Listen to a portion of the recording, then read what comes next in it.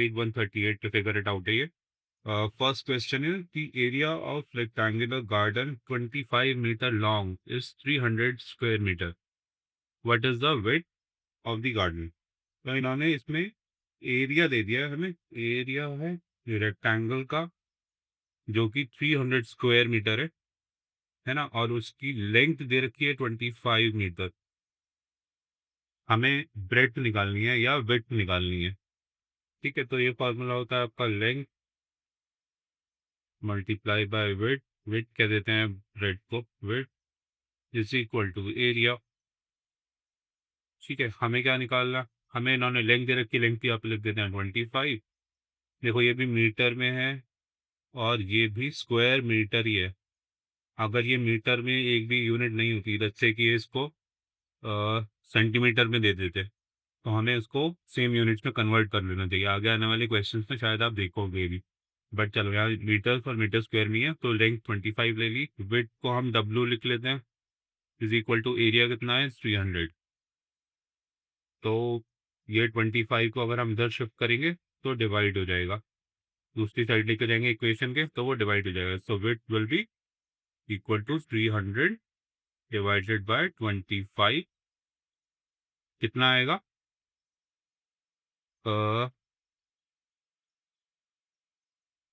12. तो 12 आ जाएगा इसका आंसर. 300 को अगर आप देखो, 300 को अगर आप 25 से डिवाइड करोगे, 25 टाइम्स 1 इज 25, माइनस किया 5 बच गया, ऊपर से 0 निकाल लिया. 25 टाइम्स 2 इज 50. ये पूरा डिवाइड हो गया. तो 300 को 25 से डिवाइड किया तो आंसर आ गया 12, और उसके यूनिट्स होगा 12 मीटर. तो हमने विड्थ कैलकुलेट कर दी 12 मीटर. नेक्स्ट क्वेश्चन है फिगर इट आउट में. What is the cost of tiling a rectangular plot of land 500 metre long and 200 metre wide at a rate of ₹8 per 100 square metre. पर 100 square metre लिखा हुआ है उन्होंने, पर square metre नहीं लिखा हुआ. खैर, एक रेक्टेंगुलर प्लॉट है लैंड का, है ना, रेक्टेंगुलर लैंड है हमारे पास जिसकी 500 मीटर की लेंथ है और 200 मीटर की विड्थ है. तो हम इसका एरिया पहले कैलकुलेट कर लेते हैं. Area is length multiply by width. तो एरिया को लिख देते हैं, एरिया इक्वल टू लेंथ की जगह पे 500 लिख देते हैं, मीटर्स में है देखो ये, और width multiply by width. Width भी 200 है मीटर्स में, सो 200. तो 500 मल्टीप्लाई बाय 200 विल बी,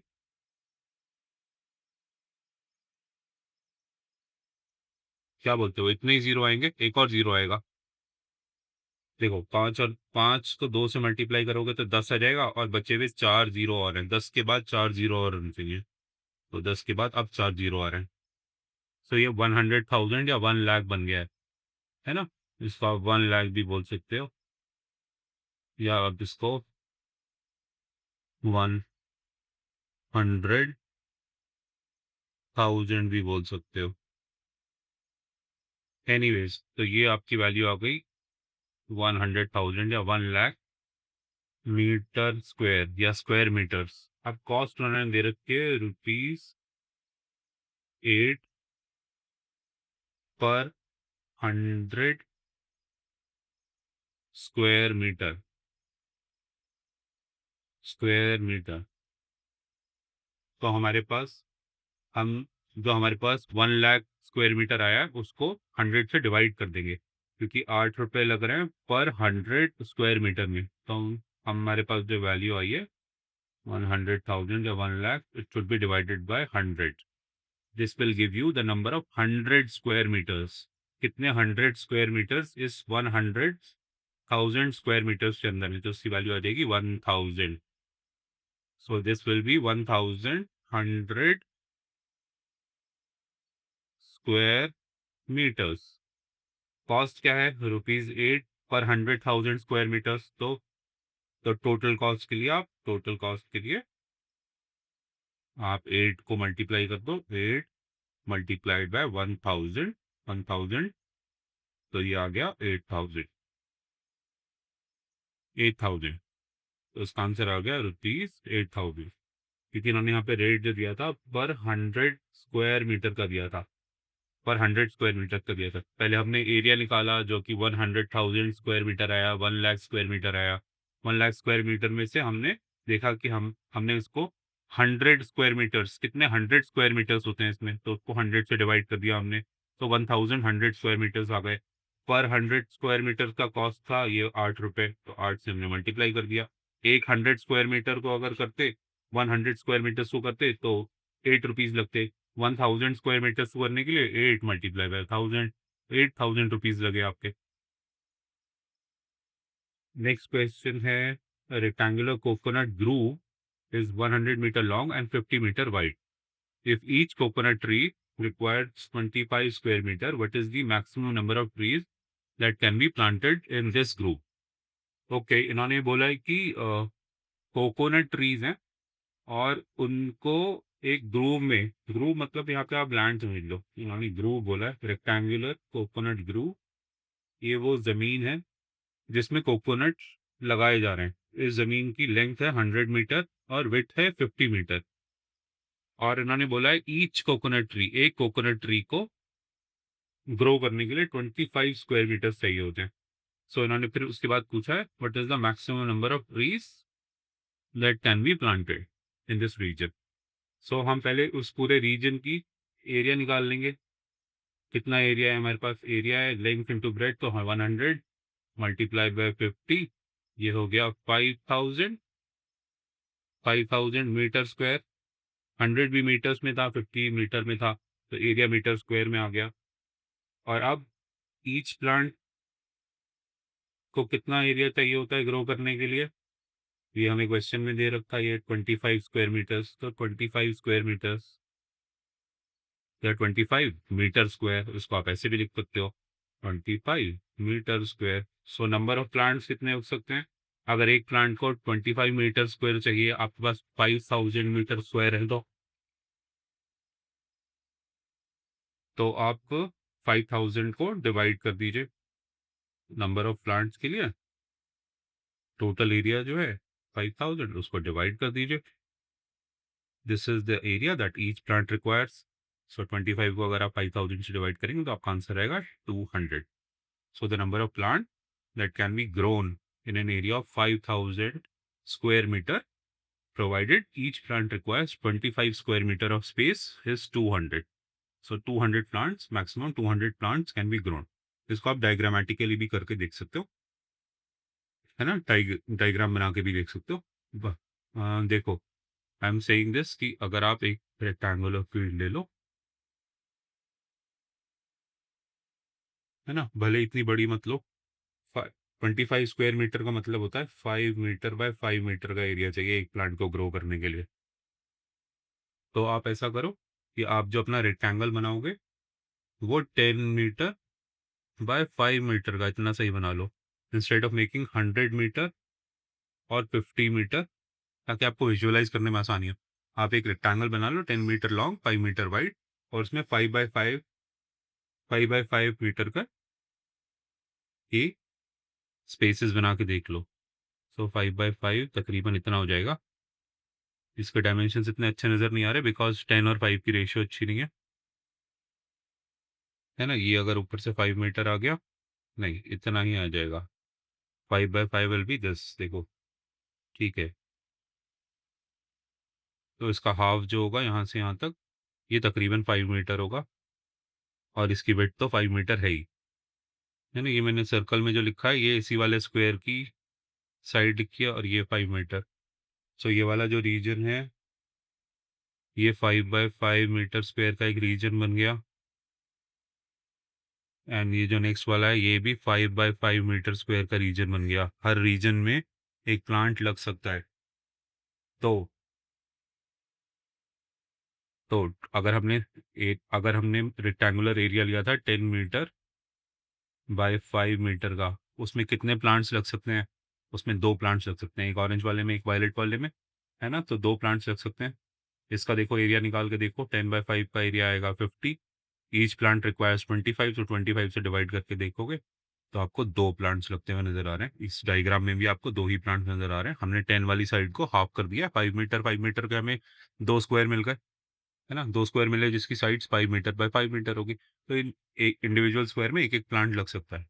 क्योंकि 50 स्क्वायर मीटर में 2 प्लांट्स लग सकते हैं, तो 5000 स्क्वायर मीटर में 200 प्लांट्स लग सकते हैं।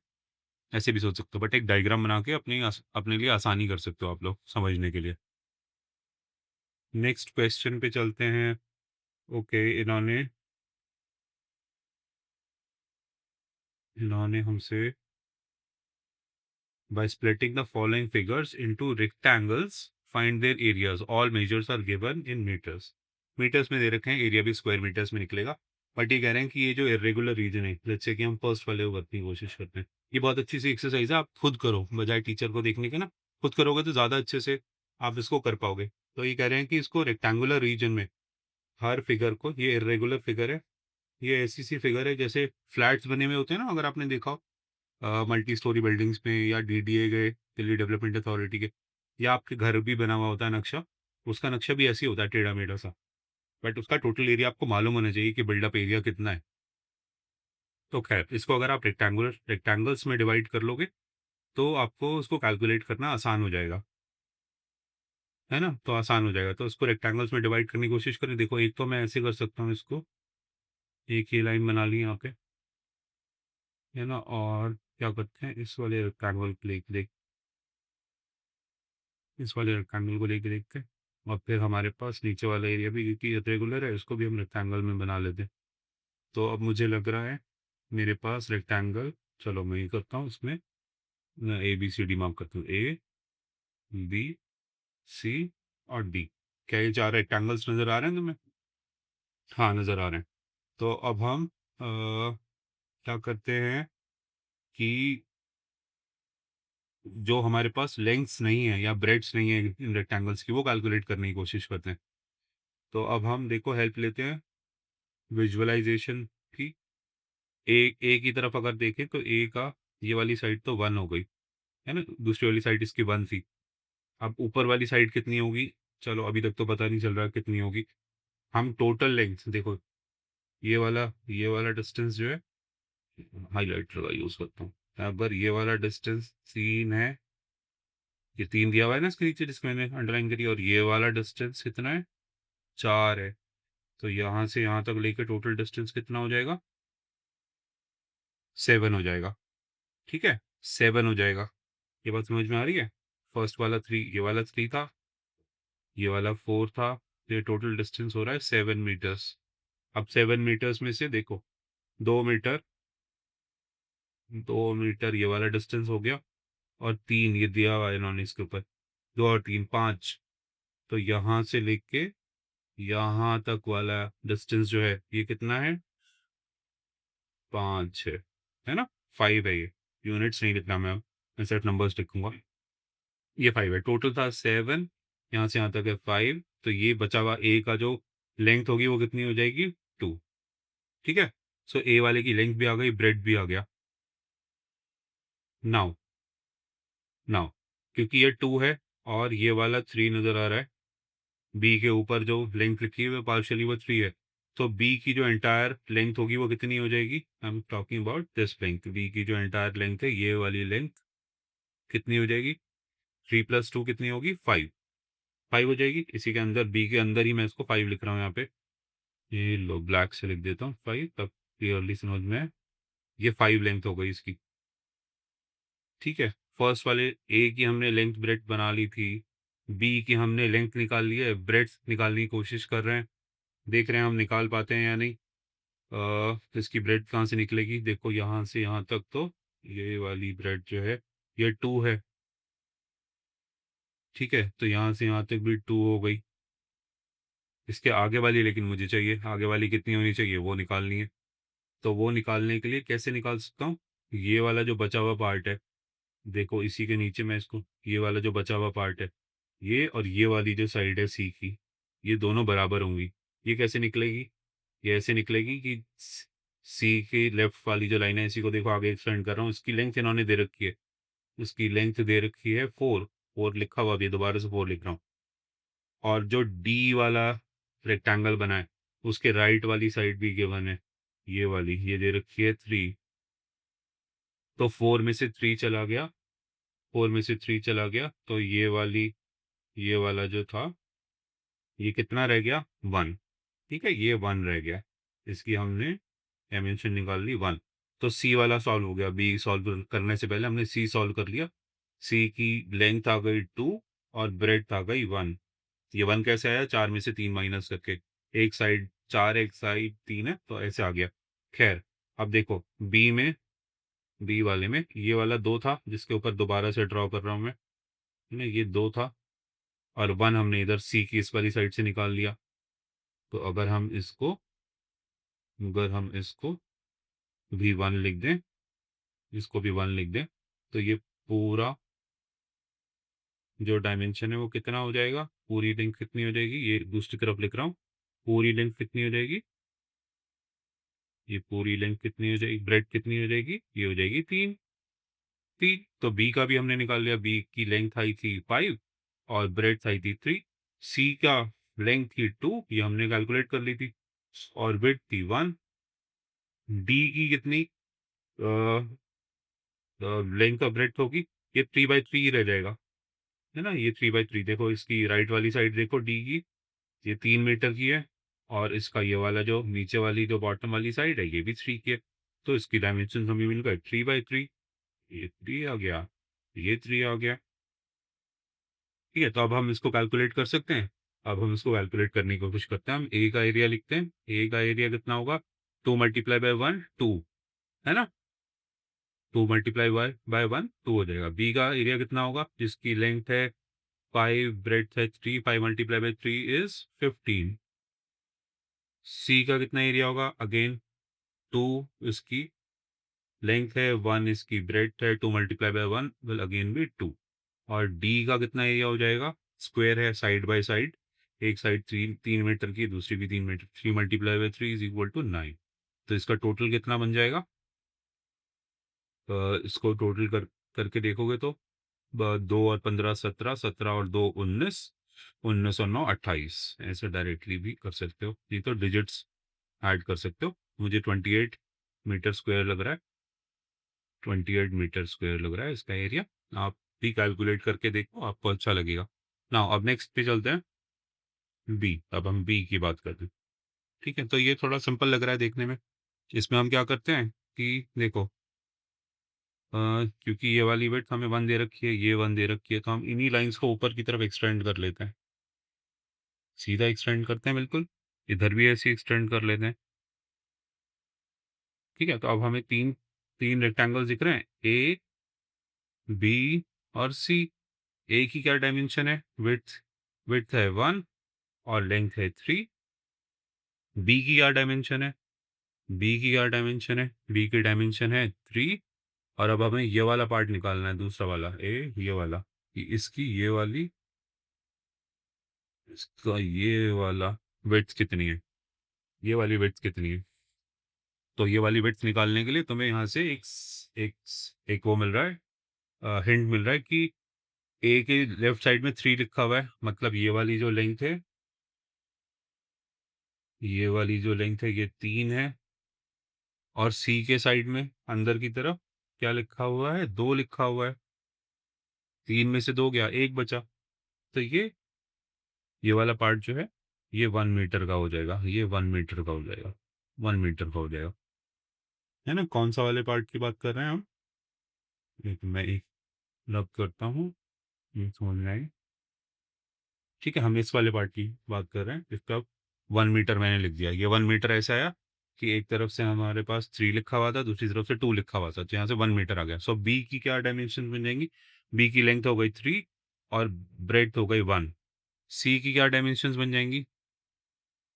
सी के डायमेंशंस वही होंगी जो ए की डायमेंशन होंगी। ये 2 + 1 करके इसकी 3 मीटर की पूरी लेंथ लिख सकते हो, और ब्रेड्थ जो है वो 1 लिख सकते हो, ब्रेड्थ 1 ही दिख रही है ना? सी की लेंथ के लिए इस वाले 2 को और इस वाले 1 को ऐड कर दो, तो 3 हो जाएगी इसकी, है ना? दूसरी साइड में मैं सी के राइट साइड में 3 लिख रहा हूँ। जिस तरह से ए के लेफ्ट में 3 लिखा हुआ है, सी के राइट में भी मैंने 3 लिख दिया है। सेम बात हो गई। अब एरिया ऑफ ए कितना आया? 3 × 1 इक्वल्स 3। बी कितना आया? 3 टाइम्स 1 इक्वल्स 3। बी की भी जो लेंथ थी वो 3 ही तो थी, और जो विड्थ थी वो 1 थी। और सी कितना आया? ये भी 3 इंटू 1, इसकी लेंथ भी 3 है और विड्थ 1 है।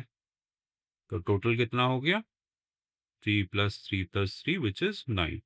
सो इसका 9 मीटर स्क्वायर टोटल एरिया हो गया। यही इन्होंने हमसे पूछा है। इन्होंने बोला इन फिगर्स को रेक्टेंगल्स में कन्वर्ट करो and then try to calculate the total area. हमने रेक्टेंगल्स में कन्वर्ट कर दिया और टोटल एरिया कैलकुलेट कर दिया।